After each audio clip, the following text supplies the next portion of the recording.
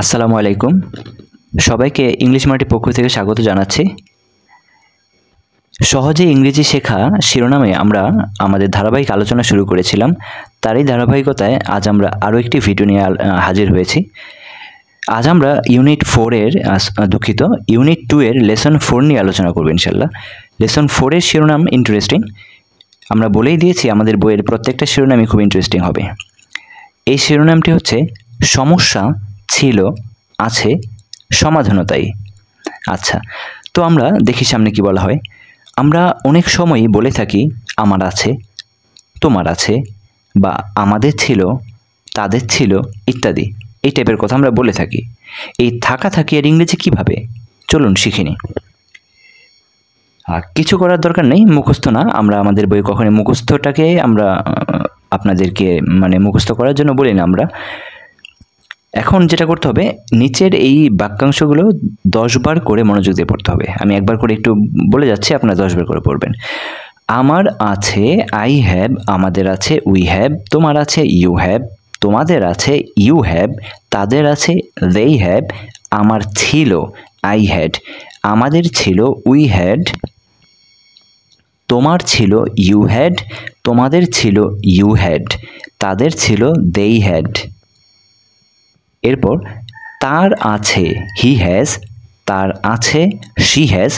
এখানে হি এবং শি এর পার্থক্য অলরেডি আমাদের এই বই আলোচনা হয়ে গেছে, একদম শুরুতেই ইউনিট 1 এর লেসন 1 এই আলোচনা হয়ে গেছে। এটার আছে ইট হ্যাজ, এখানে একটা স্পেলিং মিস্টেক আছে দেখা যাচ্ছে। এটার আছে আই হ্যাজ বলা হচ্ছে, এখানে আই এর পর একটা টি হবে, একটু খেয়াল করুন।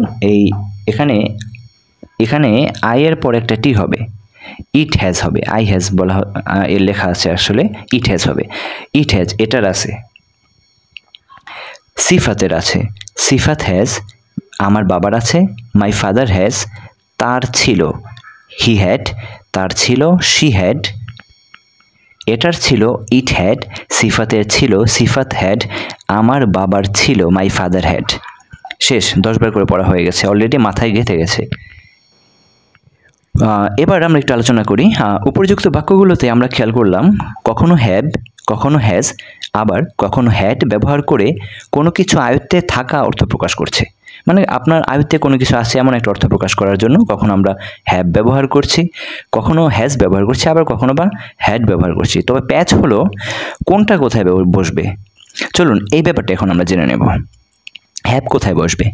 আপনি হ্যাভ বসাবেন আই, ইউ এবং সব প্লুরাল সাবজেক্টের পর। প্লুরাল মানে বহুবচন।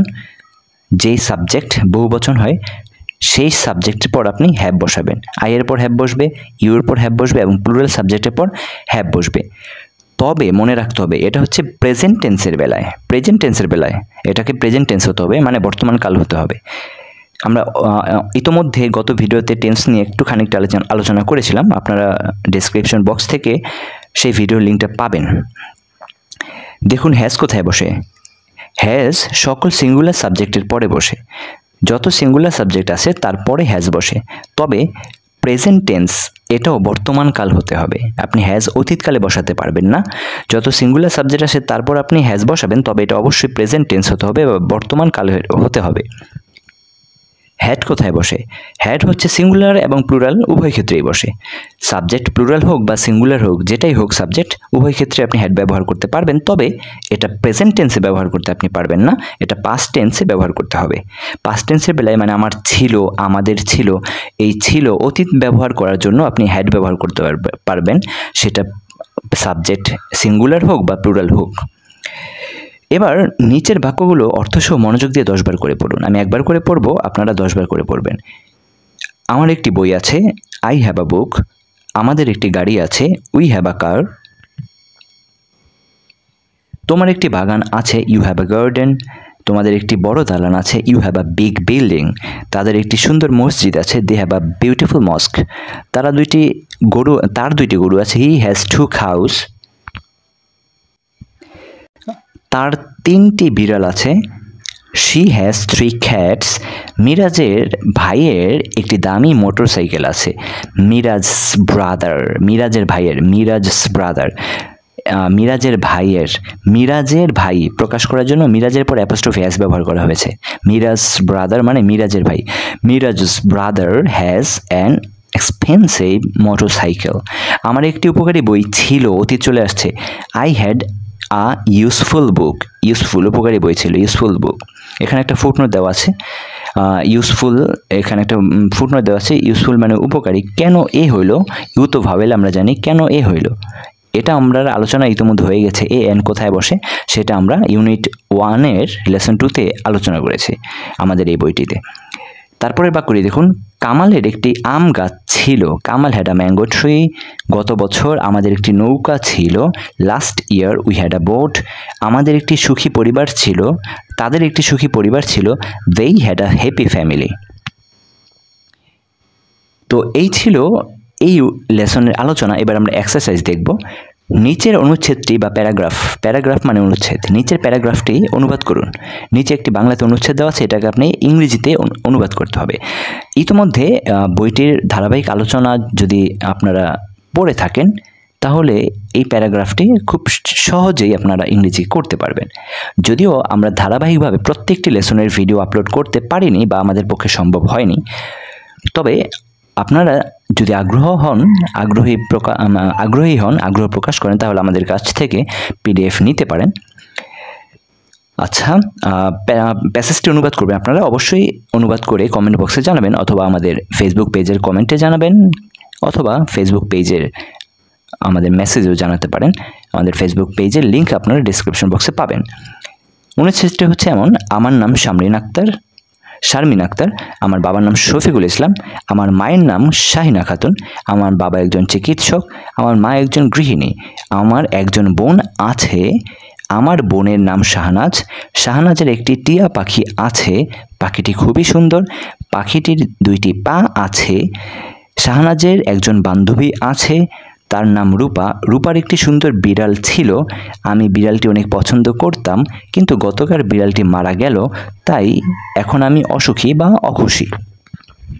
এই অনুচ্ছেদটি করতে গেলে আপনি যেমন এই হ্যাড, হ্যাভ, হ্যাজের ব্যবহারও মানে এখানে করতে হবে, প্লাস কিছু রিভিশন হয়ে যাবে। ইতিমধ্যে আমরা যে টেন্সের আলোচনা করেছি সেগুলো চলে আসবে। এছাড়াও আমাদের ইউনিট 1-এর অনেকগুলো আলোচনা এখানে চলে আসবে। একটা রিভিশন হয়ে যাবে আসলে এই অনুচ্ছেদটা আপনি যখন অনুবাদ করতে যাবেন।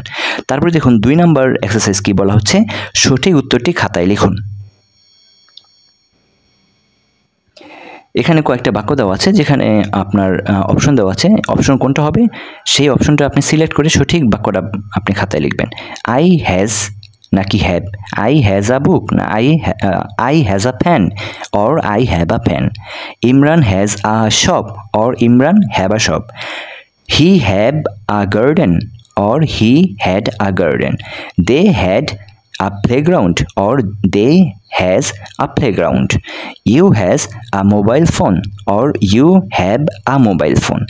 এটা আপনার সঠিক উত্তরটা খাতায় লিখবেন। তো আমাদের লেসন 4-এর আলোচনা এই পর্যন্তই। ইউনিট 2-এর লেসন 4-এর আলোচনা এই পর্যন্তই। আশা করছি বুঝতে পেরেছেন আজকের আলোচনা। যদি কারো বোঝার সমস্যা থাকে অবশ্যই কমেন্ট বক্সে জানাবেন। আর পিডিএফটি যদি আপনারা পেতে চান তাহলে অবশ্যই আমাদের সাথে যোগাযোগ করবেন, আমাদের ফেসবুক পেজের ইনবক্সে নক দেবেন। আমাদের ফেসবুক পেজের ইনবক্সে নক দিলে ইনশাল্লাহ আমরা আপনাদের সাথে যোগাযোগ করব। তো আজকে এ পর্যন্তই। সবাই ভালো থাকুন। সামনের ভিডিও দেখার আমন্ত্রণ জানিয়ে এখানে শেষ করছি। আল্লাহ হাফেজ।